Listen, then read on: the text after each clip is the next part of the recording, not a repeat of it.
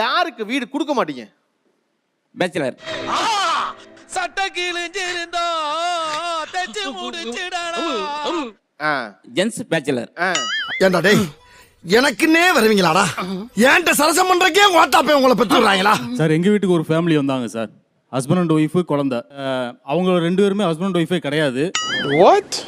இந்த குழந்தை வந்து ஸ்கூல்ல படிக்குது. அப்போ வந்து ஒரிஜினல் ஹஸ்பண்ட் வந்து ஸ்கூல்ல போய் பாக்குறாரு. உங்களுக்கு எல்லாம் ஒரே குழப்பமா இருக்குல்ல? ஆமா.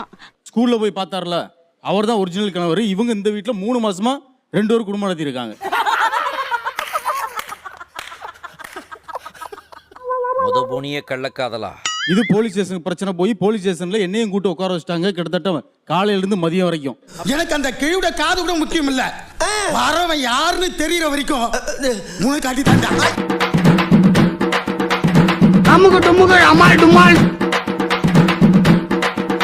பொதுவாக தன் வேலை நிமித்தமாக நகரத்திற்கு வேறு ஊர்களுக்கு இடம்பெயர்பவர்களுக்கு வந்து முதல் அவசியம் கட்டாயம் நினைக்கிறது வந்து ஒரு வீடு. குறிப்பா பாத்தீங்கன்னா ஆண்களுக்கு ஒரு வீட்டோட இருந்தாருன்னா அவர் கல்யாணத்துக்கு பொண்ணு கிடைக்கிற கூட கொஞ்சம் சுலபம். அந்த மாதிரி எல்லாம் இருக்கிறதுக்கு சான்ஸ் இல்லையே. மாப்பிள்ள வந்து சொந்தமா வீடு வச்சிருக்காரு ஊர்ல அப்படிங்கிறது. இதெல்லாம் ஒரு பெருமையா பாஸ்? எனக்கு பெருமைடா எருமை. ஒரு தரப்பு வந்து சொந்த வீடு வைத்திருப்பவர்கள், வாடகைக்கு அந்த வீட்டை விடுபவர்கள். இன்னொருத்தர் வந்து வாடகைக்கு குடியிருக்கவங்க அப்படின்னு ஒரு தரப்பு இருக்கு. ஆரம்பிக்கலாமா?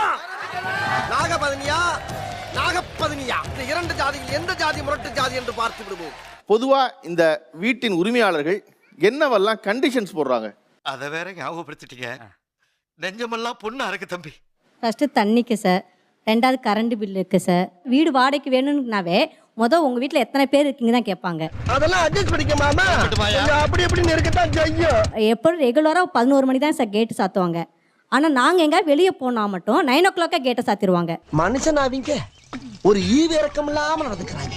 1.5 வருஷம் ஒரு வீட்டில் குடியிருந்தேன் சார். நான் பாத்ரூம் போகிற மாதிரி இருந்தால் வெளியில் அவுட்டர் போய் தான் போகணும். என்ன மிஸ்ஸஸுக்கு மட்டும் தான் இந்த வீட்டுக்குள்ளே பாத்ரூம் போகணும். வினோத கண்டிஷன் இருக்கேங்க. அது எப்படி சிக்கிரிக்கம் பாத்தியாப்பா? பொண்ணுங்களா போகணும்னா சமைக்கக்கூடாது, ஜென்ரலி நான்வெஜ் சமைக்கக்கூடாது. அவங்க எப்போ எந்திரிக்கணும்னு சொல்கிறாங்களோ அப்போ தான் எந்திரிக்கணும். அவங்க சொல்கிற நேரத்தில் தான் நம்ம தூங்கணும். டிவி சவுண்ட் அவங்க சொல்கிற அளவுக்கு தான் நம்ம வச்சுக்கணும். என்னடா புத்தாட்டாது? அட்வான்ஸ் ஒன்று வாங்குவாங்க. நார்மலாக ஒரு வாடகைனா ஒரு 10,000 ரூபாய். அதுக்கு ஒரு 10 மாசம் அட்வான்ஸ் கேட்பாங்க. அது லாஜிக்கே தெரியாது. அடுத்தது முறை வாசல் ஒன்று போடுவாங்க, 500 ரூபான்னு. 6 மாத வீட்டு வாடகை 1800. ஆமாங்க. Current charge 180. ஆமாங்க. தண்ணி வரி 60. ஆமாங்க. 10 பைசா பிரயோஜனம் கிடையாது. திருநங்கைகளுக்கு வீடு கொடுக்கறதே பெரிய விஷயம் சார். அப்படியும் போய் கேட்டாலும் வந்து திருநங்கை யாரும் வரக்கூடாது. எங்க கூட பிறந்த அண்ணனே வந்தாலும் இவங்களாம் ஆம்பளைங்க வராங்க கிளைண்டான்னு கேட்கறாங்க. அதை முதல்ல சொன்னவன் மட்டும் என் கையில கிடைச்சான், அவனை செருப்பாலேயே அடிப்பேன் சார். வீடு வாடகை கேட்டு வர்றவர்கிட்ட என்ன இருக்கணும்னு எதிர்பார்ப்பீங்க? நாங்கள் வெஜிடேரியன்னால வெஜிடேரியன் ஃபேமிலிக்கு மட்டும்தான் விடுவோம். ஆம்பளை பசங்க இருந்தா வீடு கொடுக்க மாட்டேன். ஆம்பளை பசங்க வீட்டுல ஆம்பளை பசங்க இருந்தாலே வா. ஆமா. டேய் கிளம்புமா? என்ன மாஸ்டர் வீடு கட்டலையா? வீடு இருக்கிற வீடு போதும், வா போவோம். 10th எந்த வயசு இருக்கலாம் அந்த ஆம்பளை பசங்க? 5th வரைக்கும் தான் இருக்கணும். 5th வரைக்கும் தான் இருக்கணும். நான் ப்ரோ ஒரு அளவுக்கு தான் ப்ரோ, எல்லாமே சும்மாலாம் நோண்ட கூடாது ப்ரோ. ஏன் அப்படி ஒரு கண்டிஷன் வச்சிருக்கீங்க? 2 பொம்பளை பசங்க இருக்கு எனக்கு. ஆக்சுவலா உங்களுக்கு புரியுதா? நீங்க அந்த ஆம்பளை பிள்ளை அவமானப்படுத்தல, உங்க வீட்டுல வளர்ற பொம்பளை பிள்ளைகளை அவமானப்படுத்துறீங்க. நீ கேட்ட ஒவ்வொரு கேள்வி என்ன செருப்பால் அடிச்ச மாதிரி இருக்குடா. மாதிரி இல்ல, உண்மையிலே செருப்பால தான் அடிச்சது. முஸ்லிம்க்கு வீடு விட மாட்டேன், கிறிஸ்டியனுக்கு வீடு விட மாட்டேன். ஏன்? முஸ்லீமா இருந்தா நான் கிருத்திகைக்கு சாமி கும்பிடுவேன், அமாவாசைக்கு சாமி கும்பிடுவேன், எல்லாம் சாமி கும்பிட்டுப்பேன். ஆனா என்ன பிரயோஜனம்? அம்மன் ஜல்லிக்கு பிரயோஜனம்டா. இங்க கீழே கறி மீன் சமைச்சிருக்கோம். எப்ப பார்த்தாலும் சாப்பாடு சாப்பாடு. இனிமேல் சாப்பாடை பத்தி பேசினா வாய் இருக்காது, வாயில கடிச்சு விடனாதா. கிறிஸ்டியனுக்கு ஏன் விட மாட்டேன்னா அவங்க நல்லா இருப்பாங்க. நைட்டு 12 மணிக்கு ரொம்ப கத்துவாங்க, அலோலோயா அலோலோயான்னு கத்தி கை வேற தட்டிட்டு கத்துவாங்க. புரிஞ்சதா? அதனால நான் கிறிஸ்டியனுக்கும் விட மாட்டேன். இந்துவா இருந்தா ஓகே. டேய் இப்படிலாம் பண்ணன்னு வச்சுக்கடா, நாசமா போயிருவடா, அழிஞ்சு போயிருவ. இந்த எண்ணத்தை மாத்திக்க. யாருக்கெல்லாம் வீடு கொடுக்க மாட்டீங்க வாடகைக்கு? சார் கை குழந்தை வச்சிருக்கவங்களுக்கு வீடு கொடுக்க மாட்டோம் சார். மேரேஜ் வயசுல பொண்ணோ பையங்களோ இருந்தாங்கன்னா அவங்களுக்கு வீடு கொடுக்கறது இல்லை சார். 2 வயசானவங்க இருந்தா 80 வயசுக்கு மேல அந்த வீட்டுல இருந்தாங்கன்னா அவங்களுக்கு வீடு கொடுக்கறது இல்லை. 3 அடிக்கு மேல போனா திருப்பி அடிக்கிற மாதிரியே என்ற என்ன கூடாதா? 8 மாச பிள்ளை இருக்கவங்களுக்கு வீடு கொடுக்க மாட்டீங்க. 80 வயசு சாத்தா இருந்தா வீடு கொடுக்க மாட்டீங்க. கல்யாண வயசுல தான் கொடுக்க மாட்டீங்க. கல்லஞ்சக்காரன் அவ்வளவு நேரம் கதறானே, கரையிறானா? கை குழந்தை வச்சிருக்கவங்களுக்கு வீடு கொடுக்க ஆமா சார். ஏன்? ஏன்னா அந்த குழந்தை ஒரே கத்திக்கிட்டே இருக்கும், நம்மளால நிம்மதியா தூங்க முடியாது சார். 7 மணிக்கு அப்படி இல்லடா உனக்கு. இப்போ உங்களுக்கு குழந்தை இருக்காங்களா? எனக்கு குழந்தை இருக்காங்க சார். அந்த குழந்தை அழுதா வந்து குடியிருக்கவருக்கு டிஸ்டர்ப் பண்ணா பரவாயில்ல. இல்ல அவங்க உனக்கு வந்தா ரத்தம், எனக்கு வந்தா தக்காளி சட்னா. ஐயால. யாருக்கு வீடு கொடுக்க மாட்டீங்க? ஐடில ஒர்க் பண்ணவங்க வாடகை கொடுக்க மாட்டோம் சார். ஏன்னு? ஏன்? எதுக்காக? ஏன்னா அவங்க வந்து கல்யாணம் பண்ண கப்பலா வருவாங்க. ஆனா பார்த்தா கல்யாணம் பண்ணிருக்க மாட்டாங்க. லிவிங் டுகெதர் தான் இப்போ ஐடில வந்து அதிகமா இருக்காங்க. இதெல்லாம் கண்டுக்கிறப்படாது. ஏன்னா இது வாலிப வயசு. சார் முதல்ல வாடகை கேட்க வரும்போது மூஞ்சி அப்படியே பாவமா வச்சுப்பாங்க, அப்படியே பட்டையெல்லாம் போட்டு அப்படியே ஒண்ணுமே தெரியாத மாதிரி வருவாங்க. வணக்கம் சார். நமஸ்காரம். நமஸ்காரம் மாமா. உங்களுக்கு எல்லாம் என்ன வேணும்? வீடு வாடகைக்கு வேணும் சார். அதுக்கப்புறம் தான் தெரியும் போக போக அவங்க குடிகாரா இருப்பாங்க, பெரிய பிரச்சனை பண்ணுவாங்க. இதனால எங்களுக்கு ரொம்ப பாதிப்பா இருக்கு சார். ஐயோ இது என்னடா? ஸ்ட்ராங் அப்படின்னா பீரைரு. இவங்க நமக்கு சொன்ன மாதிரி வீடு வாடகை கொடுப்பாங்க. மாதிரி போனதுக்கு அப்புறம் நம்ம கொஞ்சம் வசதியா இருக்க மாதிரி தெரிஞ்சுட்டா அப்படியே எல்லாத்தையும் ஏத்துவாங்க. அப்போஸ் குளுக்கோஸ். அப்போஸ்ங்க. வாடகை வாங்க வரும்போது நம்ம வீட்டுல கறி குழம்பு வாசனை அடிச்சு வச்சுங்களேன், அப்படியே போக மாட்டாங்க வீட்டை விட்டு. ஏதாவது பேச்சு கொடுத்துட்டு இருப்பாங்க, நல்லா இருக்கா தம்பி.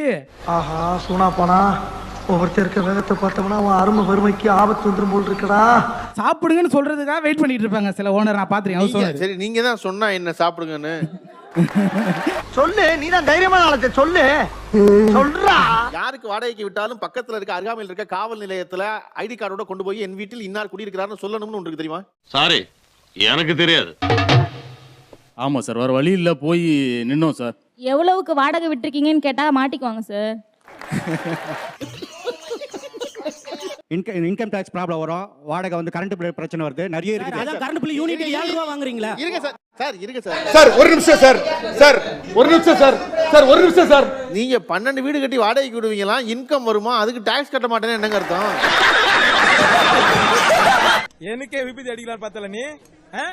15,000 ரூபா வீட்டு வாடகையா கொடுத்துருக்கேன் சார். பட் அவங்க வந்து கொடுக்குற ரெசிப்ட் வந்து 10,000 தான் கொடுக்குறாங்க. கண்டு விட்டாளையா, சூச்சமத்தை கண்டு விட்டாளே. நீங்க கேட்கலையா? நான் 15,000 வாடகை கொடுக்குறேன், 15,000 ரசீது கொடுக்குறேன்னு. இல்ல ரசீது நம்மள தான் தர முடியுங்க. ரசீது கேள்வி எல்லாம் கேட்கப்படாதுன்னா கேட்லாக்கு கொடுத்துருக்காங்க. இதுக்கு பேரு கேட்லாக்கா? எலி மருந்து சீட்டு மாதிரி இருக்குடா. பில் நாங்க கொடுத்தோம்னா அது கமர்ஷியல் பர்பஸ் ஆயிரும். டேய் இவன் வேற என்னை ரொம்ப டார்ச்சர் பண்றான்டா. இப்ப நீங்க பண்றது என்ன சேவை? இல்ல சார், இது வந்து நம்ம தெரியாம நம்ம வீட்டு வாடகை கொடுத்து நம்ம இது பண்ணிட்டு இருக்கோம். பில் கொடுத்தோம்னு வச்சுக்கோங்க, கவர்மெண்ட் தெரியாம. ஏண்டா எதுக்கு இதெல்லாம்? நான் 10 வருஷமா அவங்களுக்கு ரசீது கொடுத்துருந்தோம்னா நாளைக்கு சட்டச்சிக்கல் வந்துடும். அதுல என்ன சட்டச்சிக்கல் இருக்கு? என்ன? ஹஸ்பண்ட் ஒய்ஃப் நாங்க சந்தோஷமா இருந்தா மேலோட ஹவுஸ் ஓனருக்கு கொஞ்சம் சந்தோஷம் இருக்காது சார். இவங்க மட்டும் சந்தோஷமா இருக்காங்க, நம்ம சந்தோஷமா இல்லைன்னு ஒரு பொறாமை கூட இருக்கு சார். ஓ மாலா, எரிச்ச தாங்க முடியலடி. பேன 12ஆம் நம்பர்ல வை. நாங்களும் குடும்பஸ்தங்க, முதல்ல அது தெரிஞ்சுங்க. நாங்களும் குடும்பஸ்தங்க, முதல்ல அது தெரிஞ்சுங்க. நான் வந்து நான்வெஜ் அலோடுன்னு வச்சிருப்பான். நான் போயிட்டு ஒரு நாள் வந்து மாட்டுக்கறி சமைச்சேன். ஏன் உங்க வீட்டில் மாட்டுக்கறி சமைச்சிங்க? இப்போ நான்வெஜ் வந்து மாட்டுக்கறி வந்து நான்வெஜ்ல வராதாடா? டேய் பரமா படிடா, ஒழுங்கா படிடா.